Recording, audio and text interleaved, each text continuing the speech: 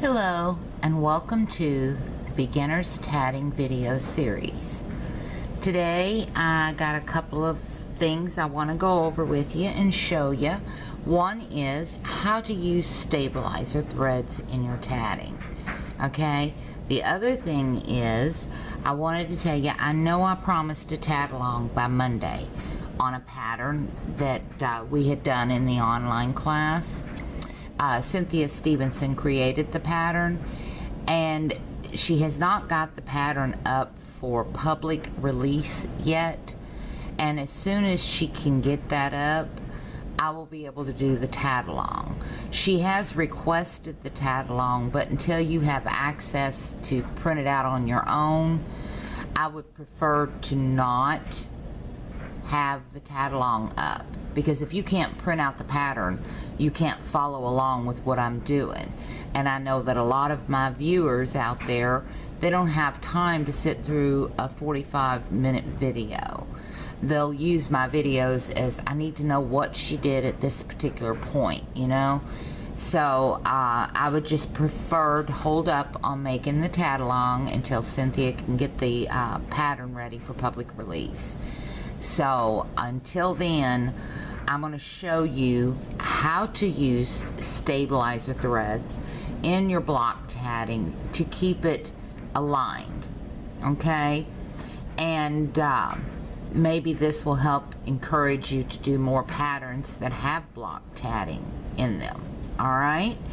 Now, one of the things I do want to mention is in some Clooney leaves, I've seen them use stabilizer threads, okay, in order to get the leaves to shape properly for a specific use.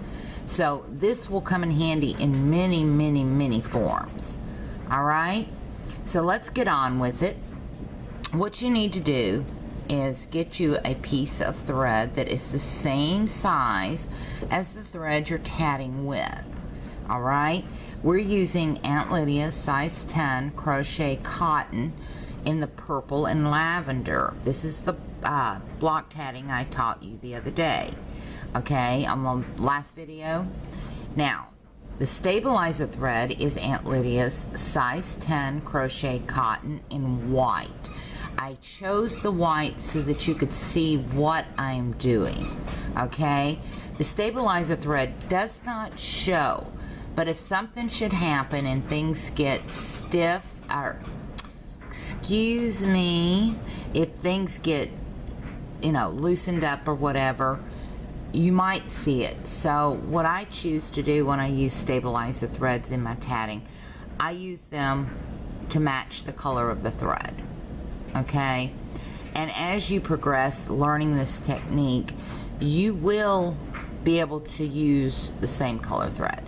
But to practice with, I would use a separate color just so you can see how it's going in there, what's going on. Learn the technicalities of it, because it's very useful in tightening up your work, okay, making everything uniform, especially with block tatting and Cloonies. It really helps. All right, so on that note, here's what we've got. We have our pattern here, and on this pattern, the main line across here is 5 double stitches. Remember, we have the 1 double stitch before the picot that brings it up a level. Well, on this row, we're going to put 6 double stitches, because what we're going to come up with is a triangle. We're going to widen, and every time you step out, you widen. In order to step out, you add a double stitch. Same thing with crochet, knitting, and other needleworks. You want it wider, you step out with extra stitches, okay? So, given that, here we're going. All right, to use our stabilizer thread, we take the thread, we fold it in half, all right? And we have a little loop. See the loop? There's our loop. The other end, we have our tails. All right, what I like to do is try to keep the tails even, all right, because this is going to weave all the way up the side of the piece. All right, so here we go. Now we're on what we've got on this chain here is we've got our turning double stitch, our little picot, and we've got 4 double stitches. We still need 2 more. So we're going to put our stabilizer thread. I had to think for a second, for a minute. The word just flew right out my head. I do that every once in a while. My brain gets faster than me. A lot of things are faster than me these days. Alright, wrap our hand for our chain. Okay? We've got our stabilizer thread behind our work. That's what we want. Now what we're going to do is the first half of that double stitch. Do our flip. Okay? Take our little hook. If you don't have a hook on the end of your shuttle, crochet hook is fine. But this is where the hook on the shuttle really comes in handy. Now what you want to do is put that like this. See how I've brought it behind the work? Roll it over. Okay? Then slide that stitch down and really pull it tight, because you don't want to show a deviation in your stitches. Okay? So really pull on that tight. Now, we're going to put in the second half of that double stitch, and we're going to come up the back here. Alright, so we're going to reach through our loop, pull that through. Well, as you can see, it twisted back around the core thread and over. Can you see that? How it did that? The lavender is our core thread. The white is our stabilizer. I knew it would come. I just knew it would. And the stabilizer thread wraps over that core thread, and that's what you want. You're weaving this in, and again, when you pull that stitch down, you want to pull it a little tighter than normal so that your stitches will still look even. Okay, now we have one more that we have to put in to finish this row out, and all we have to do now, because our stabilizer thread is caught up with our core thread, is just pull the stabilizer through. Alright, do the second half of that double stitch and bring our stabilizer thread through our loop, and it's done. Pull that down tight. We want everything tight. Now here is the fun part. Okay, all along we've been weaving this stabilizer thread around and around and around. Well, you're going to end up with your stabilizer thread on the front side. You want to make it on the back side. So what you do is just pull it back. See how I'm holding it? Pull it back behind your work and pull it down. It will bring it down to the back side. Okay? And that's what you want. Now, what you're going to do is fold this over. Okay? Get your stabilizer threads out of the way. Put them behind the work. Fold your work over and find your picot. Here is your picot, right there. See it? So we're going to go under our picot.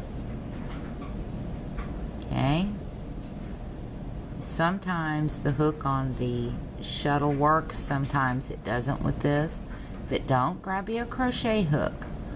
Loop that thread. Make sure you get the whole piece of thread, not part of it. Don't want to break them plies. Okay? If you're having difficulties, use a crochet hook. Can't stress that enough. Don't fight, don't fidget. But you want it to come through right. Once you get your thread pulled through, you want to tighten it up. Lay everything into place where it's supposed to go before we do our lock join. Okay? Pull it down, pull it down. Now we're going to do that lock join. Okay? You see what I'm doing? Coming up from the bottom of that loop. Okay? And going to lock it down. Alright? If you got a twist in that loop, pull it out. Now we've got it. Okay, now we're going back the other way. Remember the stabilizer thread tails? They're gonna come back into play. Okay, so you want them over here. Your loop is still back here. Okay, so we're going to do the first half. Remember, we're going back, so we're not flipping our stitches. So we're going to do the second half of a double stitch as our first half of the stitch. We're not going to flip this. If we can keep it from flipping, we're doing good. It's wanting to flip. Let's get that straight now. Back it out. Let's do it. Okay, you got it pulled down. Now you want this stabilizer thread to follow that core thread. So what you're going to do is weave it through there. Okay, and then pull your stitch down. You will have to adjust. Just remember, it's only 2 stitches that it's going to be a problem. Okay, you've got more fingers, utilize them. That's what I do. Now, once you get that down, you want to pull it tight. Okay, you want your stitches tight. You can adjust that stabilizer thread. Right here where you can see a little white, it's going to pop out. Don't worry about it. We'll get it out of there once we get everything in place. Alright? Now we're going to do the second half of that stitch without flipping. If I can do this without flipping, I am in business. Pull that stabilizer thread up through the loop. Okay, pull your loop down into position and tighten it up. Alright, you see, no more white showing. Now we've done the first stitch to step up to the next level. Now we need to put that picot in, that little picot. Don't flip, don't flip. Okay. Make sure you get your stabilizer threads in.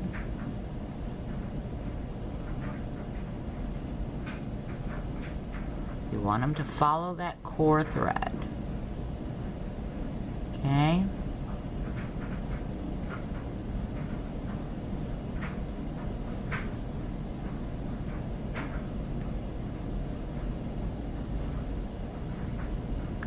Pull it in there tight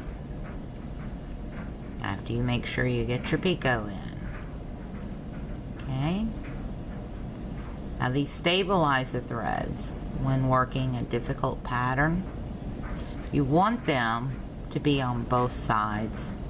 Some patterns just one side required, but if you're doing something that you really want it stable and tight, my advice is do it on both sides. Okay, there's the second half of that stitch after the picot. You see the white part? That's our picot. Can you see that? Now what you're going to do is pull everything tight and slide that down. Your picot is in place. Grab a crochet hook. Open that picot up just a little bit. Okay, because you can lose it with this stabilizer thread. Alright, it's in there. You see it? There's our picot. Now, the stabilizer thread is under these 2 last stitches and these 2 first stitches of the next row. We're done with it. Put it out of the way, at least for now. Okay, now continue on. We're going to have 4 more double stitches because remember, we're stepping up. So that's 1, 2, 3, and 4.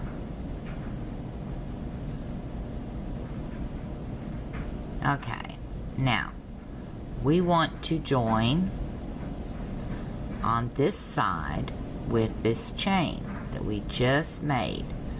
Okay, so we're going to lay it over there, line everything up, pull it over, and we're going to grab that picot right there. Going to grab the thread, the dark purple, pull it up. Okay. Tighten it down, and it's in.